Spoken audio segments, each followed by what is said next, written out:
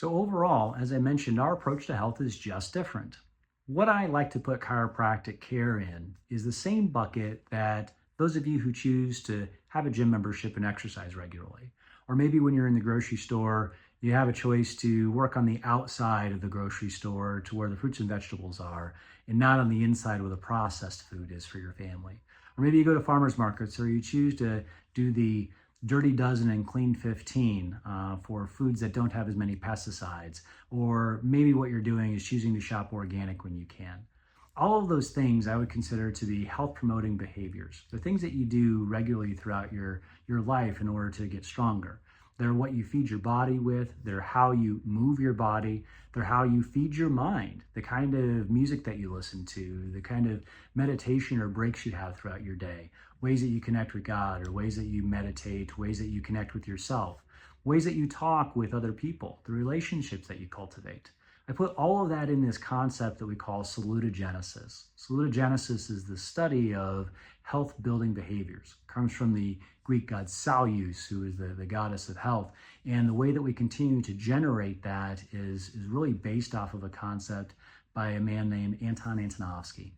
Antonovsky's concept of salutogenesis, just like Porges's concept of polyvagal theory, has a measurable component to it. And as I referred to it earlier, it's the sense of coherence.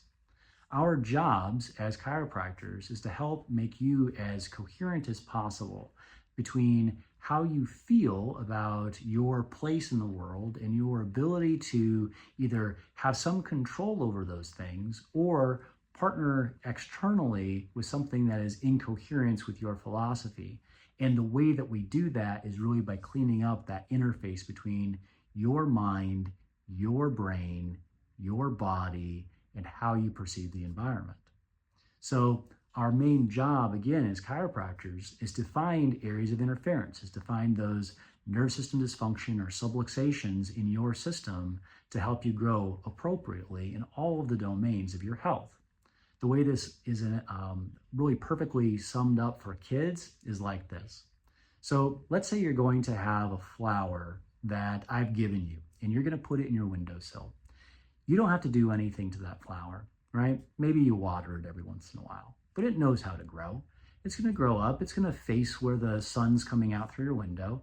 And that's the way that it's going to continue its life, is just grow up and grow towards that sun. You water it, it's going to grow up and grow towards that sun.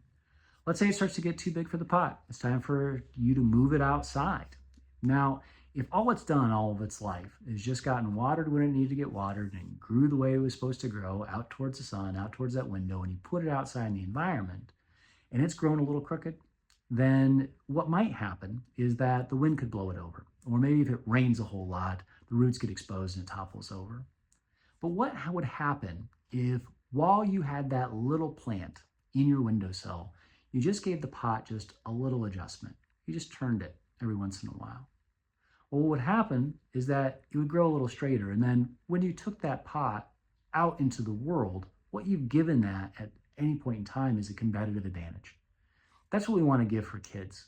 We want to make them more adaptable, more resilient to their outside world. We want to give them a competitive advantage.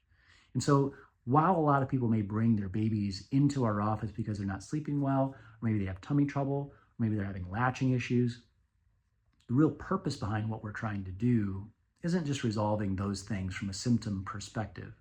What we're really trying to do is help their internal innate expression be able to unleash the power that they have inside them so that they can grow and develop the way that they were destined to be maybe a little more coordinated than their friends, less sick than their friends, maybe pick up on the lessons in school and do a little bit better in school than their friends.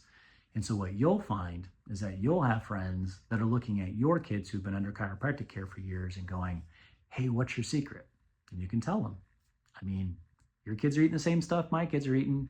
Your kids are exercising the same place my kids are exercising. But have you considered chiropractic?